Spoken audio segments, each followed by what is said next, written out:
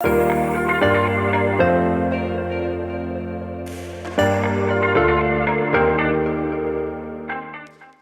my name is John, and this is Truth Tuesday. Today, I want to talk to you about what will heaven look like. Now, the Bible gives imagery of what heaven will look like, but almost all of its imagery is a depiction of what the inhabitants will actually be like. In other words, when the Bible talks about what heaven will look like, it's actually talking more about the people than the place. And it's very interesting to think about that, because when we think about heaven, we think of, the beauty, the golden roads, all those different kinds of things. But I remember when I was in high school, I had a youth minister. His name was Rusty. Of course, Rusty was from Kentucky. And Rusty was awesome. Rusty still is awesome. I talk to him every now and then, and he's a great guy. He's still in ministry, does wonderful work. But I remember talking to Rusty about heaven, and what heaven would be like, and what it would be like there, and what would be there. And he asked me, he said, "John, have you ever considered more about the people who will be there more than what will be there?" And I had to think about that. And that gave me some pause. Because all my life, I had thought about the things that would be in heaven and not the people that would be in heaven. Now, can't blame me. We kind of live in a materialistic world, right? We have materials all around us. We try to have possessions. We try to gain things, money, all kinds of different things that we need or we want, or we just don't really need or want. We just feel like we should have them. I mean, it's constant in our society. But that was what I thought more about heaven, was the things and what it would look like rather than the people and who would be there. And so my goal for you today is not to come away with an image in your mind of saying, oh, this is how big heaven will be, but for you to have an image in your mind and have an emotion in your heart to say, this is what the people in heaven will be like. Because it's not about where you are, it's who you're with. And ultimately, heaven is being in the presence of God, being with the creator of the universe who sent his son to come and save us. The first verse I want us to look at is Revelation chapter 21, verse 21. And this is from the NASB translation. And the 12 gates were 12 pearls. Each one of the gates was a single pearl. And the street of the city were pure gold, like transparent glass. Now, if you know a lot about Revelation, you know that John is writing this about his vision. And John is intending to convey the splendor, the pearls, the splendor of the people of God, being the 12 tribes. If you know anything about the Old Testament, the number 12, the tribes, those have a lot of significance together. And something here this is just my thought. I haven't read this in very many commentaries, and I don't have anything in the Old Testament to back this up, but this is just my own thought. The pure gold like transparent glass, where it says there at the end, I think that is going to show that there's no secrets in heaven, that we're all transparent. Everything is out there, and we don't have to be afraid of being transparent and having everything out there, because it will be filled with people who love us and accept us and who think and love like God. That the transparent glass is that image of all of us, the people of God being in heaven, that we don't have to hide anything, that we don't have to be insecure or have any shame, but that everything will be coming out into the open, and it does not matter what we've done before, because we are forgiven.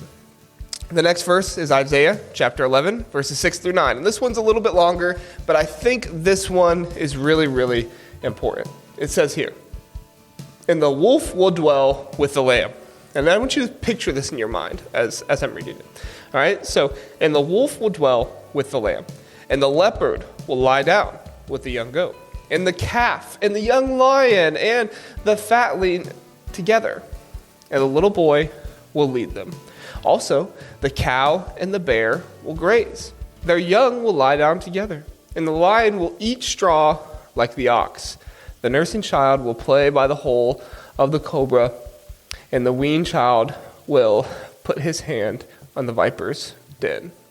They will not hurt or destroy in all my holy mountain, for the earth will be full of the knowledge of the Lord, and the waters cover the sea." You see, with God ruling, there will be ultimate harmony. A beautiful picture of the peace that God brings. I want you to go line by line there. All right. I don't even want you to go verse by verse, just line by line there, and think about the harmony and the peace. Even just the first line, the wolf will dwell with the lamb. If you're somebody who you have ever worked with lamb or sheep or anything like that, you know how dangerous it can be to have a predator in their midst. But to have the wolf dwell with the lamb. And the picture that is so prevalent in my mind is the nursing child will play by the hole of the cobra. I have a daughter who just turned 1 recently. And even the thought of her being around a snake, not even a cobra, just a snake in general, terrifies me because of what could happen. But this line to say that the nursing child will play by the hole of the cobra, no fear, because there will be complete harmony. But that's what God brings. Complete harmony, complete peace. And if God can bring harmony and peace to the wild, the untamed wild out there, he can bring harmony and peace throughout all of us who are in heaven with him. I'm going to move on to Revelation chapter 22, verse 5. And there will no longer be any night, and they will not have need of the light of a lamp, nor the light of the sun, because the Lord will illuminate them, and they will reign forever and ever. See, this is all about God's reign being over us and how we will have no need for anything or anyone other than him because of his greatness and his presence. There will be no night. Everything will be covered in his light. We don't need anything else. We don't have anything in our path. That everything will be covered by God. No night. Everything will have his light. And there's an image there for what it will be like there. But the real story there, the real purpose of that verse, from what I garner, is that God's light will cover everything. And not in a physical way, but kind of in a metaphorical way. Of he will be involved in everything. He will be everywhere, and there will be no need for us to not have him because we will only need him. And the last verse, or second, one of the last verses. I have 3 more, sorry. Revelation chapter 21, verses 9 through 11. And remember, this is John writing his vision, okay? This one's a little longer too, but I think it's good to read all of it. Then one of the 7 angels who had the 7 bowls full of the 7 last plagues came and spoke with me, saying, "Come here, I will show you the bride, the wife of the Lamb."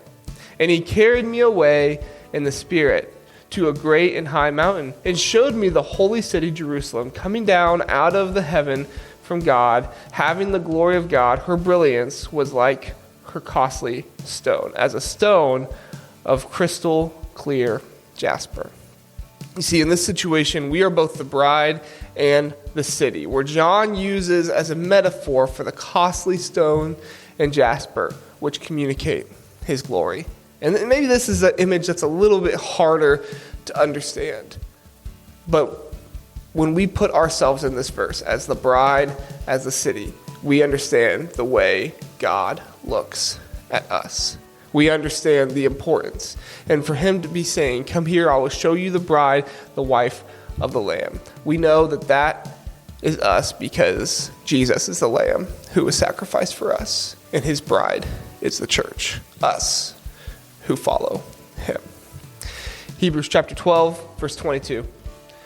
"But you have to come to Mount Zion, to the city of the living God, the heavenly Jerusalem. You have come to thousands upon thousands of angels in joyful assembly."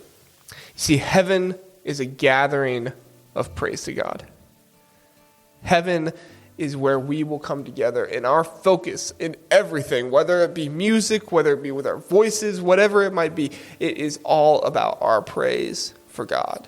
And if you know God and if you love God, that should be attractive and appealing to you.